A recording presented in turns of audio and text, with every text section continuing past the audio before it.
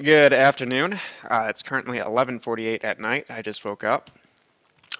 Um, I was up pretty late working on some shit, and I want to apologize because today was really shitty, and I wasn't around because I was sleeping. Um, I was working on these last night, kind of going in depth to some weird oddities involving GameStop. I'm going to be doing these with AMC as well. But nonetheless, I want to at least say this, and that is this channel's been around for a little bit now, and one of the trends that it has is when things are going good, there's a lot of funny shit. There's a lot of antics. There's a lot of fun.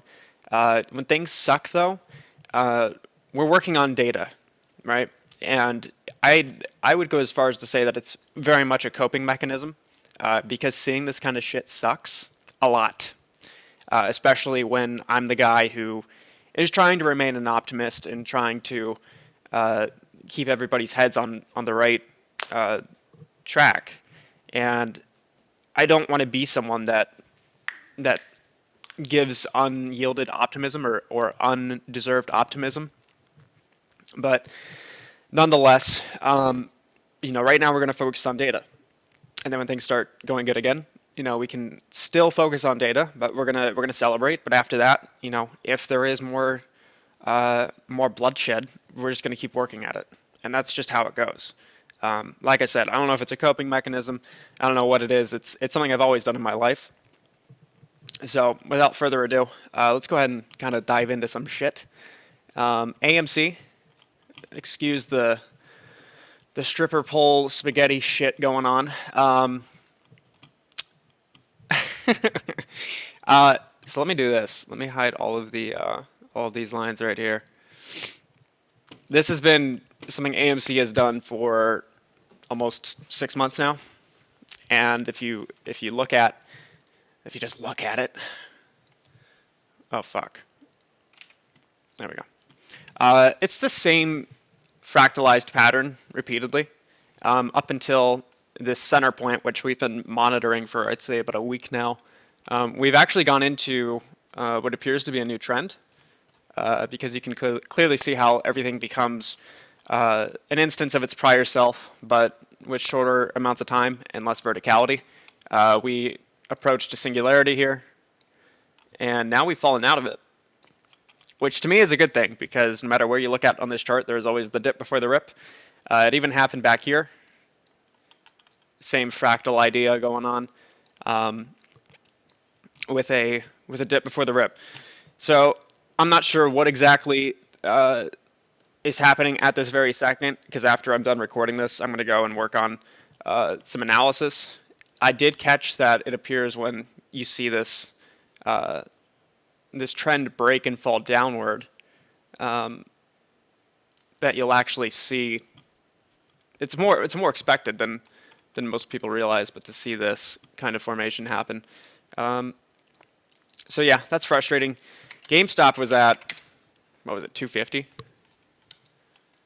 Yeah. So like this is fucking demoralizing. This hurts. But nonetheless, it's all about coping with research and data, and the numbers and all that are extremely important. As far as morale goes, having affirmations through analysis is probably the best thing you can do. And again, that's something that we've done here for a while. So that's what we're going to be focusing on. GME still has that fractalic distribution approach where everything just seems to keep repeating in some way, shape, or form. So last night, I was up at like 7 in the morning when I got done with this. This is something that I'm going to link the data sets to in the Discord. So if you're interested in that, just description box. And then the service for this is called chartstudio.plotly.com. I'll also link that. And so what I've done is I've created some multi-dimensional data set approaches to try and illustrate whatever's going on. The problem with the price chart is that this is a two-dimensional representation of something, right? One dimension is time, your x, and the other is price, which is your y.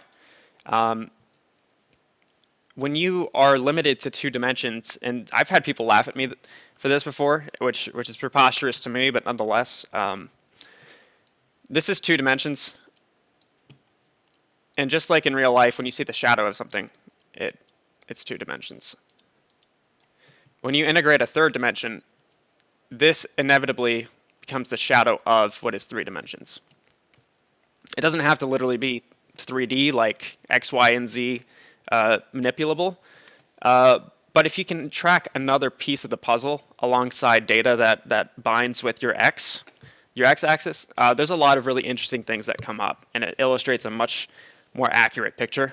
So what I've done with GameStop, and I'm going to be doing AMC after this as well, is this is the option volume versus the number of share loans, which you can see how every time there is an influx of option volume, you see the number of share loans go down or go up with it. There's just something really fucking weird here. I mean, we all know that, but especially like the parity between calls and puts, something is definitely off. The cost to borrow versus the loans returned. Cost to borrow of so the average cost to borrow of returned loans versus call option volume and put option volume. Again, you see this really odd lagging behavior between that of the cost to borrow of what was returned versus option volume. So to me, this kind of suggests that there is some abstract storage interface that's been made via options, which might have to do with concealing not only short interest, but keeping the cost to borrow and any other adversities suppressed as far as this goes. And then here's more cyclicality. And you also have call versus put option volume going on here. Same thing as what happened before the run-up in January of 21. And you can see that the distance between whatever strangle this is, and a strangle is a hedging strategy if you're not familiar, the width between your strikes on your call and put side have seemed to widened, which to me suggests that there is some loss of control going on.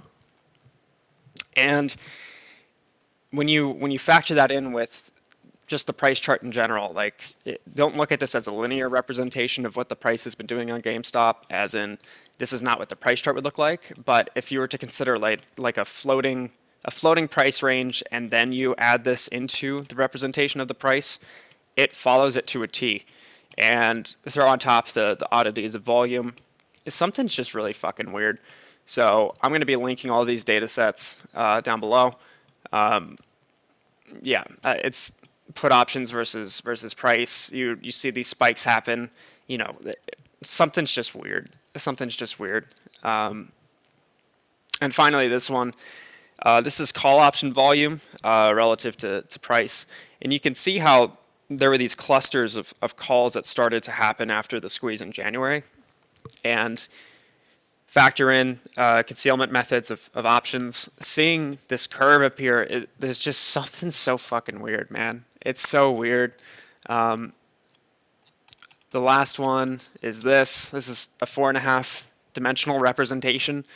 For GameStop, this is the date, failure to delivers, and security lending volume as the X, Y, and Z. And then the size of the point is the average age of shares on loan. And then the color is an intensity representation of the cost to borrow at the time of return. So I'm going to be coming up with a lot more of these, as well as for AMC as well. And I really just want to help everybody pay more attention to analyzing data and trying to figure out whatever's going on instead of wallowing in the shitty price action, which I can't blame you. I'm doing the same. I'm just trying to help get everybody's faces out of the sand and move forward with it, because we all know what the inevitable is, and being able to work through the frustration and the stress versus just being a victim of it is the only thing you could do right now. If you're somebody who thinks that you can't, participate in the data side of things, or if you don't have time, and that's fine. That's fine. All I ask is that you just keep an open mind and allow people to be curious in all this and try to to find what the underlying issue is, because this whole entire market is far from normal, and all I want to do is figure it out. So on that note, we'll be live tomorrow, Wednesday, November 24th, and I'm going to make another follow-up video to this. So thank you guys.